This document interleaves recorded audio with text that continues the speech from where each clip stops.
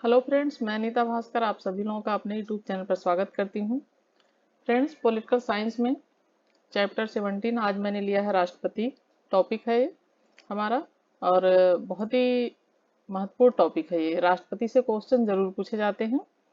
तो राष्ट्रपति का मैंने जो भी इम्पोर्टेंट लगा है वो मैंने ले लिया है और बहुत ही महत्वपूर्ण पॉइंट्स हैं और आप इसे जरूर अच्छी तरीके से पूरा वीडियो देखें, तभी आपके समझ में आएगा।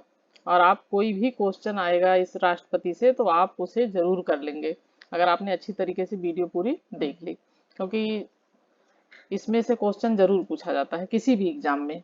और बाकी आप यूजीसी नेट की तैयारी अपनी अच्छी तरीके से करिए। तो फ्रेंड्स, वीडियो शुरू करने से पहले आपसे बस एक छोटा सा रिक्वेस्ट है कि आप वीडियो अगर पसंद आता है तो उसे लाइक करें, कमेंट करें, शेयर करें और सब्सक्राइब जरूर करें, जिससे कि जब भी मैं नई वीडियो अपलोड करूं आप तक नोटिफिकेशन तुरंत पहुंचे। तो चलिए फ्रेंड्स, शुरू करते हैं। राष्ट्रपति संविधान के भाग 5 के अनुच्छेद 52 से लेके 78 तक में संघ की कार्यपालिका का वर्णन है। तो ये देखिए, जो भी इम्पोर्टेंट पॉइंट हैं, जो भी वर्ड है वो मैंने रेड कलर से हाईलाइट कर दिया है, जिससे कि आपको पढ़ना हो दोबारा तो आप अच्छी तरीके से अब इसे रीड कर सकते हैं। तो ये देखिए, जब भाग 5 और अनुच्छेद 52 से 78, ठीक है।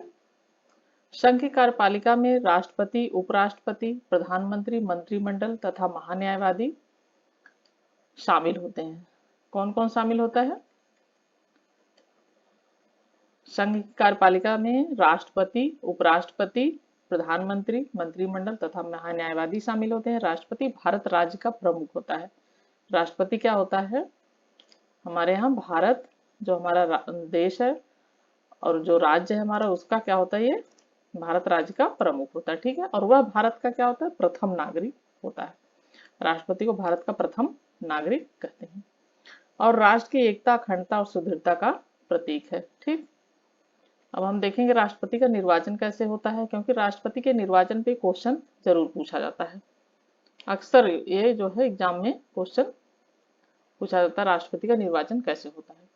तो राष्ट्रपति का निर्वाचन जनता प्रत्यक्ष रूप से नहीं करती है, ये चीज ध्यान दें। ये राष्ट्रपति का निर्वाचन अप्रत्यक्ष रूप से होता है, बल्कि एक निर्वाचक मंडल के सदस्यों द्वारा उसका निर्वाचन किया जाता है, ठीक। एक निर्वाचन मंडल के सदस्यों द्वारा उसका निर्वाचन किया जाता है।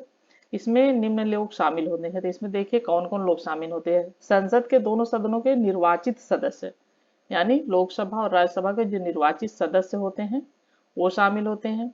राज्य विधानसभा के निर्वाचित सदस्य हैं, ये हैं, इसमें शामिल होते हैं। केंद्र शासित प्रदेशों दिल्ली और पुडुचेरी विधानसभाओं के निर्वाचित सदस्य जो होते हैं, तो केंद्र शासित प्रदेश में दिल्ली है और पुडुचेरी है, इनके विधानसभाओं के निर्वाचित सदस्य इसमें भाग लेते हैं, ठीक। इसमें भाग कौन कौन नहीं लेता है वो देखते हैं, क्योंकि पूछता है जब क्वेश्चन राष्ट्रपति का निर्वाचन कैसे होता है तो उसमें ये चीजें पूछता है। संसद के दोनों सदनों के मनोनीत सदस्य, जो मनोनीत सदस्य जिनका चयन किया जाता है, जो निर्वाचित होते हैं वो तो भाग लेते हैं, लेकिन जिसका मनोनयन किया जाता है, जो मनोनीत किए हुए सदस्य होते हैं वो इसमें भाग नहीं लेते हैं, ठीक। और कौन नहीं लेता है? विधान परिषद के सदस्य, ठीक है, निर्वाचित हो या मनोनीत हैं, ये कोई भी हो, ये इसमें भाग नहीं लेते हैं, ठीक है। और जो दिल्ली और पुडुचेरी विधानसभा के मनोनीत सदस्य हैं राष्ट्रपति निर्वाचन में, वो भी भाग नहीं लेते हैं, ठीक। और ये बहुत ही 4-5 ये जो लाइन है आप अच्छी तरीके से इसे रीड करें, इसमें से क्वेश्चन पूछा जाता है, ठीक। अब देखते हैं राष्ट्रपति की अहर्ताएं, शपथ एवं शर्तें। राष्ट्रपति का चुनाव जब लड़ा जाता है, राष्ट्रपति के चुनाव को किन किन अहर्ताओं को पूर्ण करना आवश्यक होता है राष्ट्रपति के लिए, ठीक। पहला है कि वह भारत का नागरिक होना चाहिए। दूसरा है वह 35 वर्ष की आयु पूर्ण कर चुका हो। तीसरा है वह लोकसभा का सदस्य निर्वाचित होने के लिए अहर्त हो।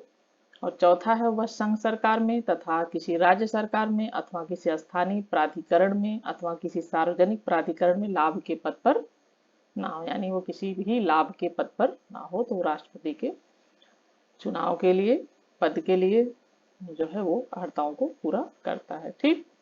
ये बातें महत्वपूर्ण है इसमें राष्ट्रपति का चुनाव लड़ने के लिए, ठीक। महाभियोग, राष्ट्रपति पर महाभियोग लगाया जाता है। राष्ट्रपति को महाभियोग द्वारा हटाया जा सकता है। तो ये देखिए महाभियोग कब और कैसे लगाया जाता है।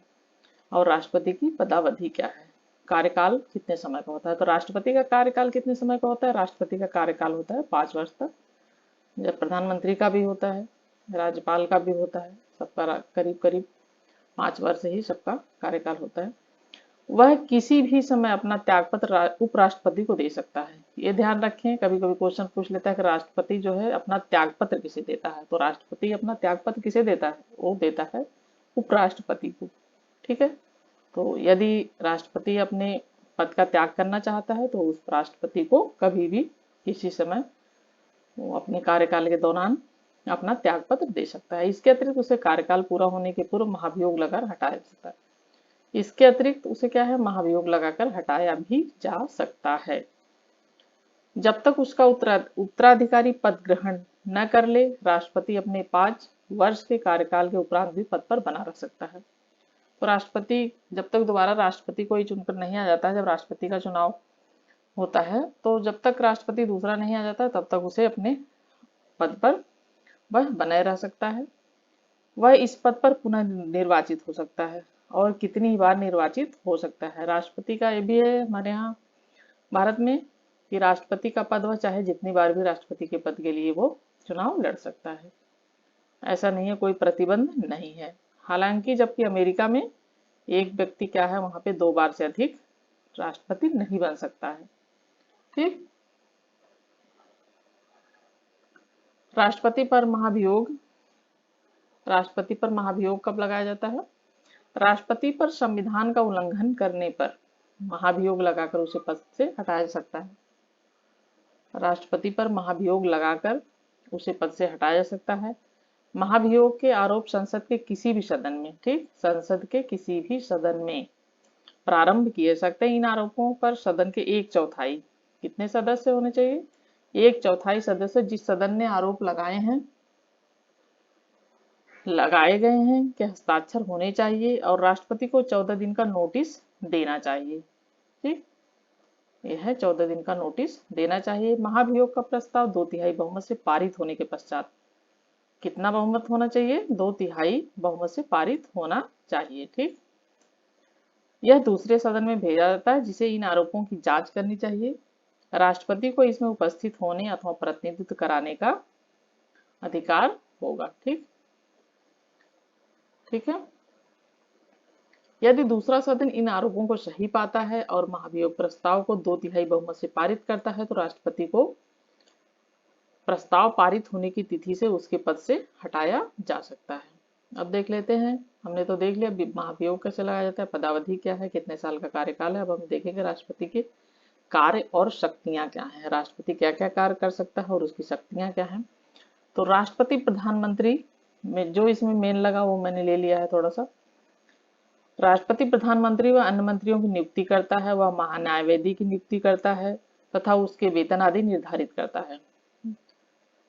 महान्यायवादी राष्ट्रपति के प्रसाद पर्यंत अपने पद पर कार्य करता है, यानी राष्ट्रपति चाहे कभी भी उसे हटा सकता है महान्यायवादी को। ठीक है, वह भारत के महानियंत्रक व महालेखा परीक्षक, मुख्य चुनाव आयुक्त तथा अन्य चुनाव आयुक्त, संघ लोक सेवा आयोग के अध्यक्ष व सदस्यों, राज्य के राज्यपालों, वित्त आयोग के अध्यक्ष व सदस्यों आदि की नियुक्ति करता है। तो इन सब की जो नियुक्ति होती है वो राष्ट्रपति ही करता है, राष्ट्रपति को द्वारा इन सब सदस्यों की नियुक्ति होती है।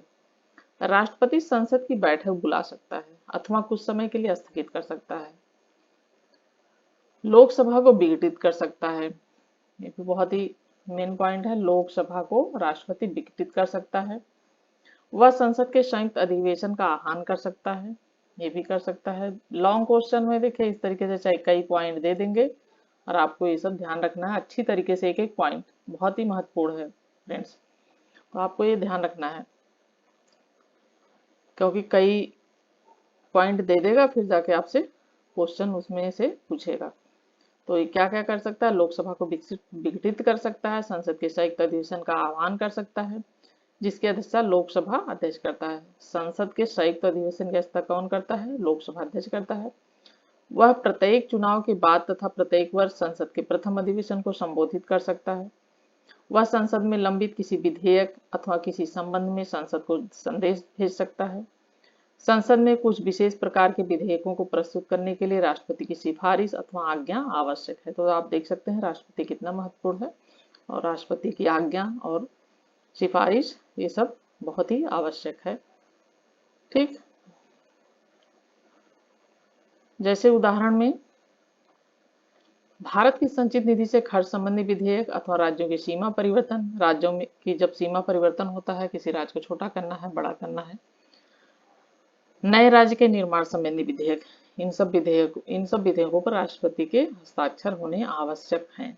ठीक, राष्ट्रपति संसद के सत्रावसान की अवधि में अध्यादेश जारी कर सकता है। तो राष्ट्रपति संसद का जब सत्र चलता है तो उसमें अध्यादेश भी जारी कर सकता है। यह अध्यादेश संसद की पुनः बैठक के 6 हफ्तों के भीतर संसद द्वारा अनुमोदित करना आवश्यक है। वह किसी अध्यादेश को किसी भी समय वापस ले सकता है।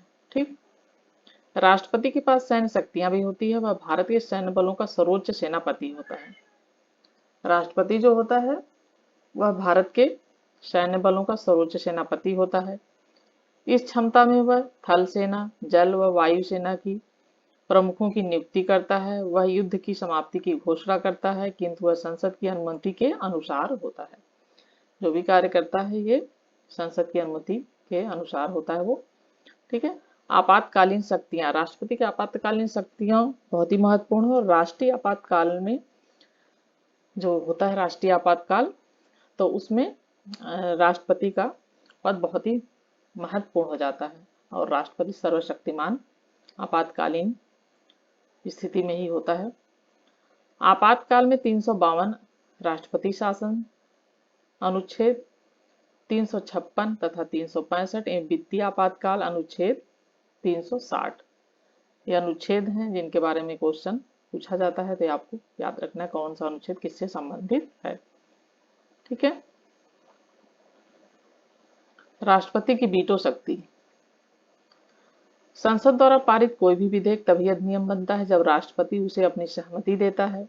जब ऐसा विधेयक राष्ट्रपति की सहमति के लिए प्रस्तुत होता है तो उसके पास 3 विकल्प होते हैं संविधान के अनुच्छेद 111 के अंतर्गत। ठीक, पहला है वह विधेयक पर अपनी स्वीकृति दे सकता है, अथवा दूसरा विधेयक पर अपनी स्वीकृति को सुरक्षित रख सकता है, यानी वह दे सकता है या अपनी स्वीकृति को सुरक्षित रख सकता है, अथवा तीसरा है वह विधेयक यदि धन विधेयक नहीं है, ठीक, को संसद के पुनर्विचार हेतु लौटा सकता है। यदि कोई विधेयक जो धन विधेयक नहीं है, ठीक है, तो उसे संसद के पुनर्विचार हेतु लौटा सकता है।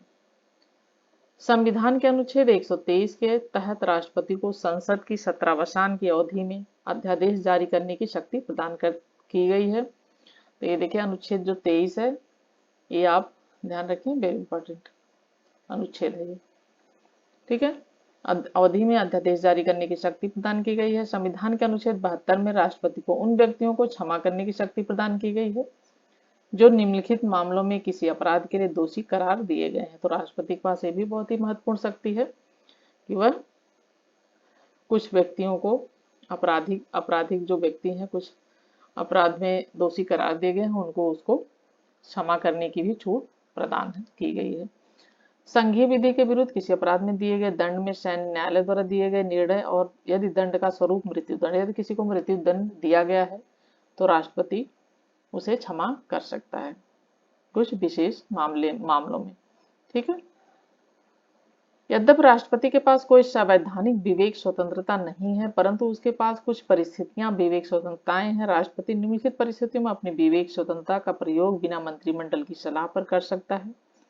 लोकसभा में किसी भी दल के पास स्पष्ट बहुमत न होने पर, अथवा जब प्रधानमंत्री की अचानक मृत्यु हो जाए तथा उसका कोई स्पष्ट उत्तराधिकारी ना हो, उसका कोई स्पष्ट उत्तराधिकारी ना हो, ये यहाँ पे हो गया है, यह स्पष्ट होगा, उत्तराधिकारी ना हो, वह प्रधानमंत्री की नियुक्ति करता है।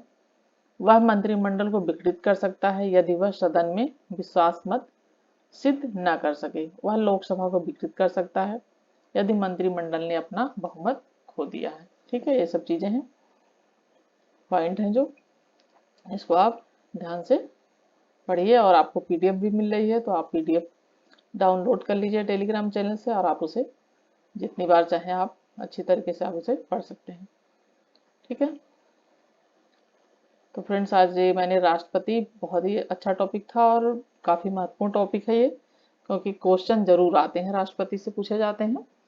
तो आप अच्छी तरीके से इसे कई कई बार आप रीड करिए, जिससे कि आपको क्वेश्चन अच्छी तरीके से तैयार हो जाए, और कहीं से भी इसमें से क्वेश्चन आएगा तो आप अच्छी तरीके से उसका आंसर दे सकते हैं। तो फ्रेंड्स आज की टॉपिक यहीं पे ख़त्म होता है, नेक्स्ट टॉपिक पे अगले वीडियो में। और वीडियो देखने के लिए धन्यवाद फ्रेंड्स। वीडियो पसंद आता है तो इसे शेयर करें, लाइक करें, कमेंट करें और सब्सक्राइब करें। Thank you friends, thank you for watching video.